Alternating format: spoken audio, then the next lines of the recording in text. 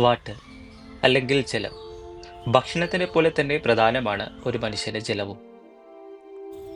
ഈ നാട് എന്നും ജലസ്രോതസ്സുകൾ കൊണ്ട് സമ്പുഷ്ടമായിരുന്നു. ഇന്ന് രാവിലെ വീട്ടിൽ കിണർ പണിക്കുള്ള ആളുകൾ വന്നിരുന്നു.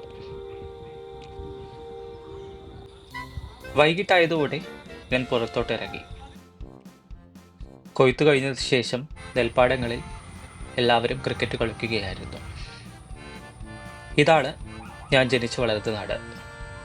ഈ തെങ്ങുകളും മരങ്ങളും മൃഗങ്ങളും കന്നുകാലികളും മറ്റുമായി ഈ നാട് എന്നും വളരെ സമ്പുഷ്ടവും വൈവിധ്യമാർന്ന കൾച്ചറുകൾ കൊണ്ടും നിറഞ്ഞതുമായിരുന്നു. ഇപ്പോൾ ഈ കാണുന്ന നെൽപ്പാടങ്ങൾക്കിടയിലും ഒരുപാട് കളിച്ചിരുന്നു പണ്ട് ഇതിലൂടെ വരുന്ന വെള്ളം കുടിച്ചിരുന്നു, അതായത് നീരുറവകൾ.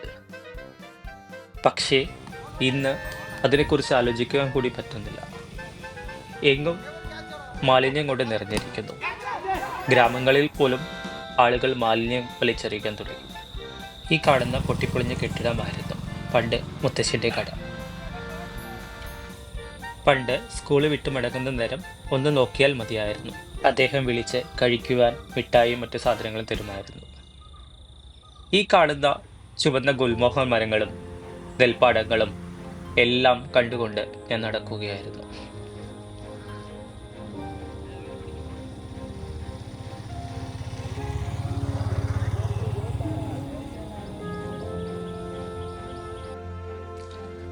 ഈ പോയ ബസ്സിലായിരുന്നു പണ്ട് രാവിലെ സ്കൂളിലേക്ക് പോകുന്നുണ്ടായിരുന്നത്.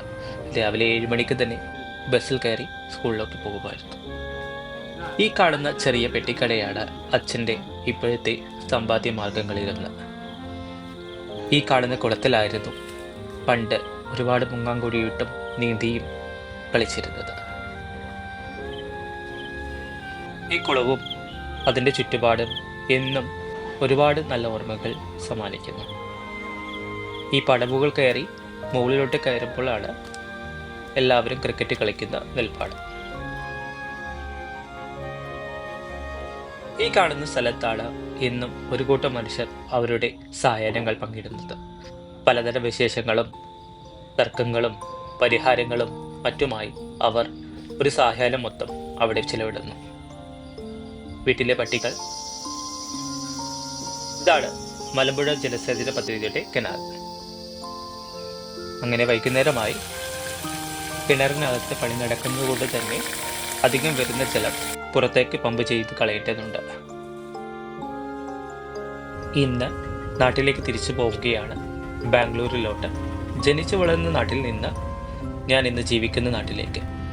ഈ കഴിഞ്ഞ യാത്രയും വളരെയേറെ ഓർമ്മപ്പെടുത്തുന്ന ഒരുപാട് നിമിഷങ്ങൾ സമ്മാനിച്ചു.